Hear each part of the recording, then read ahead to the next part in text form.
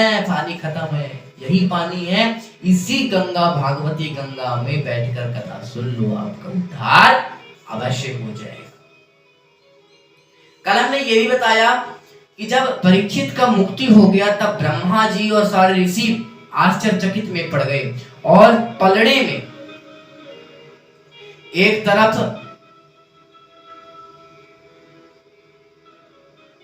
एक तरफ सारे संसार को रख दिया और एक तरफ श्रीमद् भागवत महापुराण को रख दिया।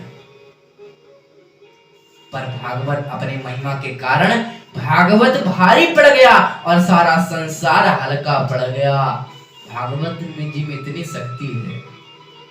अच्छा, कई लोग भागवत सुन लेते पर भागवत का अर्थ ही नहीं जानते। भागवत में कितने शब्द हैं? 4। कौन कौन सा? भा, ग, वा और ता।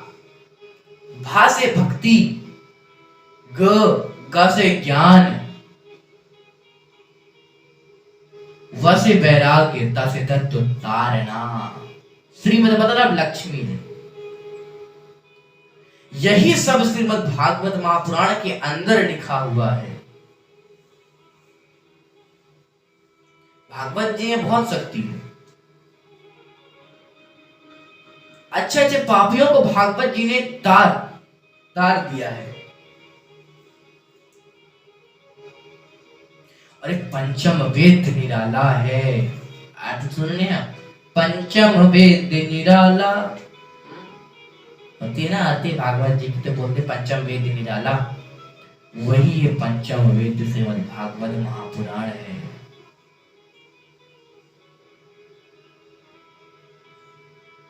एक बार फिर सुखदेव जी महाराज श्रीमद् भागवत महापुराण का आयोजन करते हैं और उस आयोजन में फिर से व्यासपीठ पर खुद बैठते हैं और सारे ग्रामवासियों को सुनाते हैं।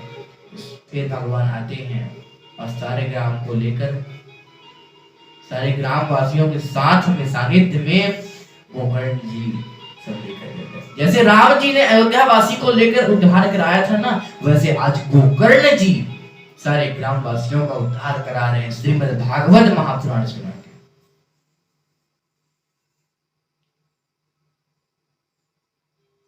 इस प्रकार से सौनक जी धुंधकारी का मुक्ति हुआ। देख लीजिए, इतनी शक्ति है।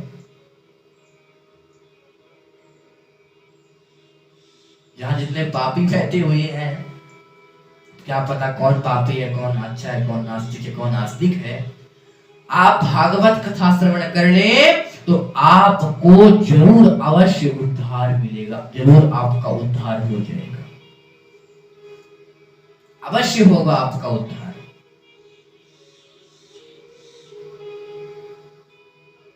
अवश्य। इतनी शक्ति है श्रीमद् भागवत महापुराण में। तब शौनक जी कहते हैं, आपने इतना तो बतलाया, अब और बता दीजिए कि भागवत में खर्चा कितना आता है। सुख जी महाराज कहते हैं, सुनो, जितने बेटी के विवाह में धन लगता है उतना ही श्रीमद् भागवत महापुराण में धन लगता है, उतना ही खर्चा आता है श्रीमद् भागवत महापुराण में जितने एक बेटी के विवाह में लगता है। और कथा करवाने से पहले किसी अच्छे ज्ञानी ज्योतिषी से भागवत का कथा का मुहूर्त निकलवाएं और व्यासपीठ पर उसी को बैठाएं जिसका सीखा हो, जिसका यज्ञोपवीत संस्कार हो, जो वैष्णव हो, ब्राह्मण हो और जो सायंकाल में गायत्री मंत्र का जाप करता हो, उसी ब्राह्मण को बैठाएं,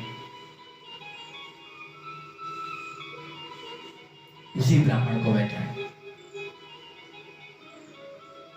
और खासकर भागवत महापुराण में अपने सारे बंधु बंधुओं को अवश्य बुलाएं। ये भागवत महापुराण में भी किसी कार्यक्रम हो, हर बंधु बंधुओं को अवश्य बुलाएं। वो कार्ड उनको दे, निमंत्रण दे, बंधु बंधुओं आए चाहे ना आए, ये उनका गरज है, पर आप उन्हें अवश्य बुलाएं। ये आपका फर्ज बनता है, आप उन्हें बुलाएं, निमंत्रण दें, वो आए चाहे ना आए पर उनको आपको निमंत्रण अवश्य देना चाहिए।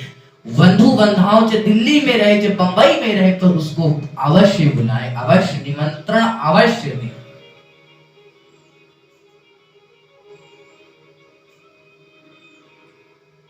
इस प्रकार से श्रीमद् भागवत महापुराण का कथा सुने। कल हमने बतलाया था श्रोता 3 प्रकार के होते हैं। जिसने कल नहीं सुना वो आज भी सुन लो। श्रोता 3 प्रकार के होते हैं। एक श्रोता और तीसरा श्रोता। प्रथम श्रोता वो श्रोता है जो भक्ति भाव से कथा को सुने, वो है प्रथम श्रोता। और द्वितीय श्रोता वो है जो कथा के बीच में सोता है, नींद की झपकी लगती है। और तीसरा श्रोता वो है जो बीच में बात को काटने लग जाए। पंडित जी यहाँ कैसे हो गए, पंडित जी वहां कैसे हो गए, पंडित जी यहाँ कैसे हो गए। वो है तीसरा श्रोता। सबसे अच्छा श्रोता प्रथम श्रोता है।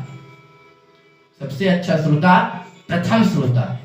भक्ति भाव से सुनो कथा, भगवान भी प्रसन्न, आप भी प्रसन्न।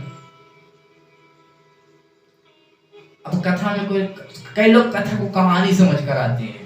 ये सत्य बात है, जो कथा आती है कई लोग कथा को कहानी समझ बैठते हैं। एक मनोरंजन का मनोरंजन नहीं हो रहा, कथा में चलती है।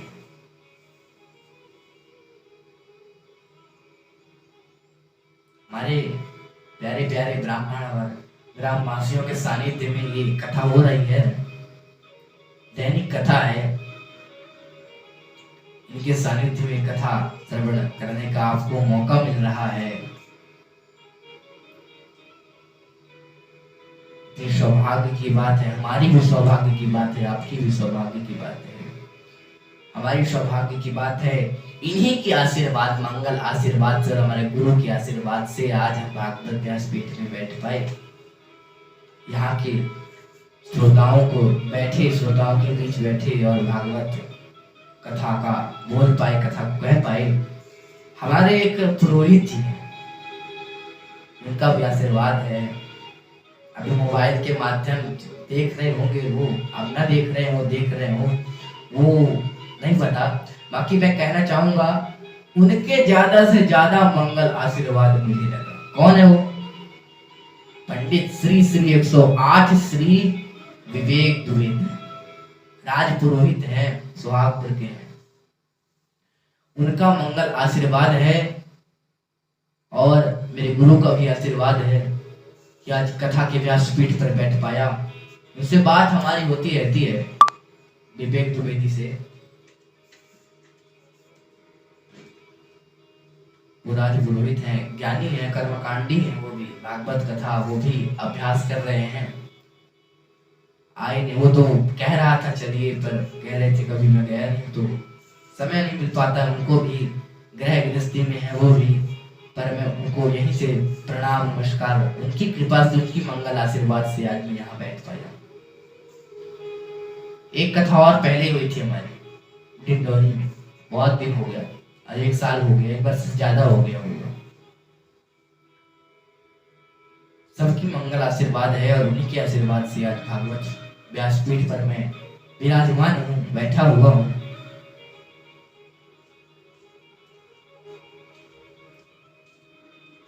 मेरा भी सौभाग्य है, उनका भी आशीर्वाद है और मेरे बड़े बुजुर्गों का आशीर्वाद भी है।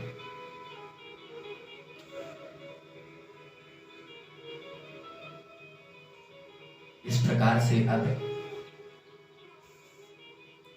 कथा का समय तो अधिक हो गया है, सभी श्रोताओं को अब भूख भी लगी होगी, तो ज्यादा समय भी हो गया है।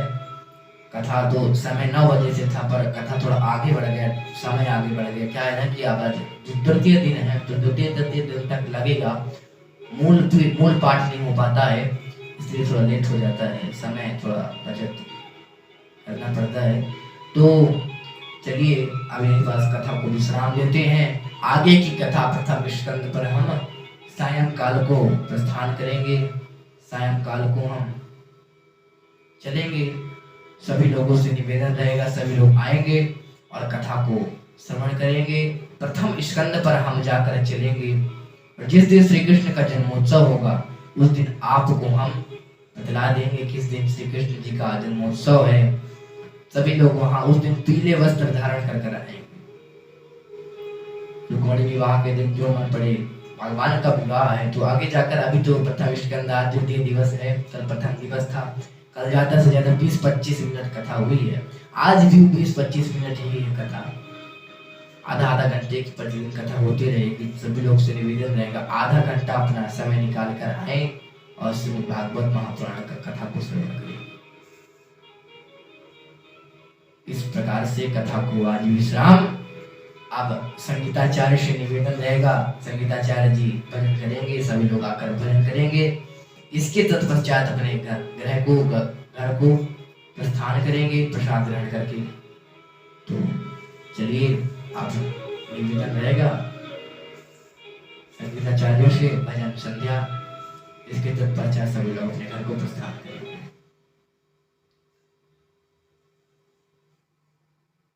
कृष्ण गोविंद हरे मुरारे, हे नाथ नारायण वासुदेव। श्री कृष्ण गोविंद हरे मुरारे, हे नाथ नारायण वासुदेव। श्री कृष्ण गोविंद हरे मुरारे, हे नाथ नारायण वासुदेव। ओ हे नाथ नारायण वासुदेव, हे नाथ नारायण वासुदेव। हे नाथ नारायण वासुदेव, हे नाथ नारायण वासुदेव। ओ हे नाथ नारायण वासुदेव, हे नाथ नारायण वासुदेव। हे नाथ नारायण वासुदेव, हे नाथ नारायण वासुदेव। जय हो श्री कृष्ण गोविंद